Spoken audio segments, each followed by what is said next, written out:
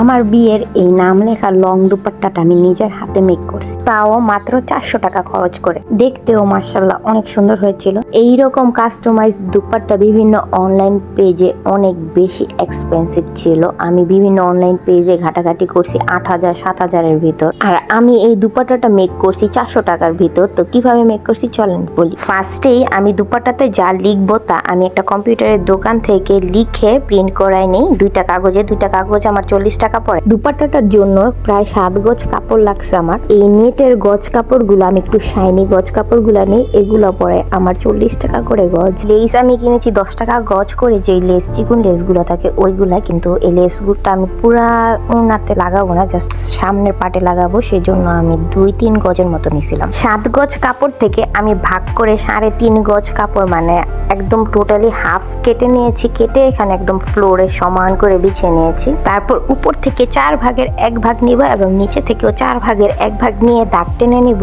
দাগ দেওয়ার পর ওই দাগ অনুযায়ী 2 সাইড থেকে ভাঁজ করার পর ঠিক এইরকম দেখা যাবে এবং এইরকম একটা শেপ আসবে। তারপর মাঝখান দিয়ে পুরোটা লম্বায় কেটে ফেলবো। কাটার পর এইরকম 2টা পিস বের হবে। তারপর এক্সট্রা যে 3.5 গজ হাফ কাপড় 7 গজ থেকে আলাদা করে রেখেছিলাম, ওই 2টা পিস 2 সাইডে দিয়ে মাঝখানে ওই হাফ 3.5 গজ রেখে সেলাই করে নিব মেশিনে।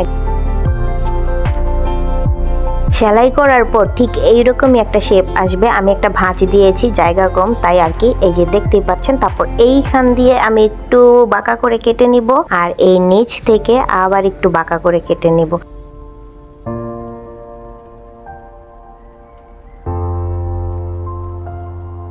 দুপাট্টাটা কাটার পরে দুপাট্টাটা পুরো রেডি হয়ে যাবে, জাস্ট একটু পিকো করে নিলেই হবে। দোকান থেকে আমার পিকো করার মেশিন নেই, তো আমি দোকান থেকে করাই আনি পরে। আর সামনের দিক থেকে লেস লাগাইনি, লেসটার সামনে যে আমি যে নামটা লিখবো, আর সামনে আমি অল্পই লেস লাগাই, পিছনে লেস লাগানোর এত প্রয়োজন আমার পড়ে নেই। তারপর যে নামটা আমি প্রিন্ট করায় নিয়ে আসছিলাম, যেটা আর কি আমি এখানে লিখবো, সেটা আর কি আমি কেটে একদম সমানভাবে বিছিয়ে নিই, যে কোথায় মাঝখানে একদম মাঝ বরাবর মেপে একদম সুন্দরভাবে বিছিয়ে নিই। তারপর আঠাটা আমি এখানে নামের উপরে একদম সমান করে, মানে আঠাটা একদম ভারী করে করে নামের উপরে দিয়ে দিতেছি।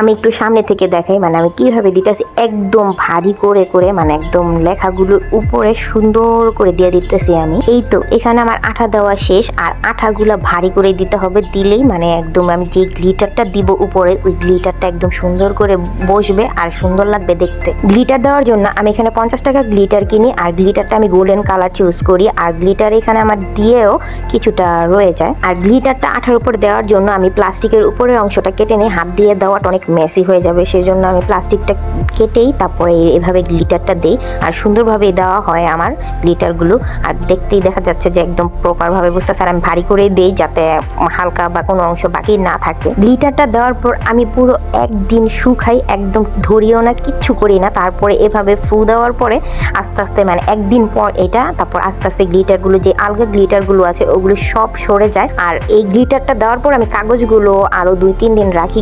কাগজগুলো আমি সাথে সাথে তুলি না, কারণ ভারী একটা লেয়ার দিয়েছে তো গ্লুর, সেজন্য। আর এই ছিল আমার দুপাট্টার ফাইনাল লুক। আমি খুবই কম খরচে এত সুন্দর একটা দুপাট্টা বানিয়ে ফেলি, আর সবাই এটা অনেক অনেক অনেক বেশি পছন্দ করে। আপনাদের কাছে কেমন লাগলো জানাবেন অবশ্যই কমেন্ট করে। তো আজ এ পর্যন্ত, আল্লাহ হাফেজ।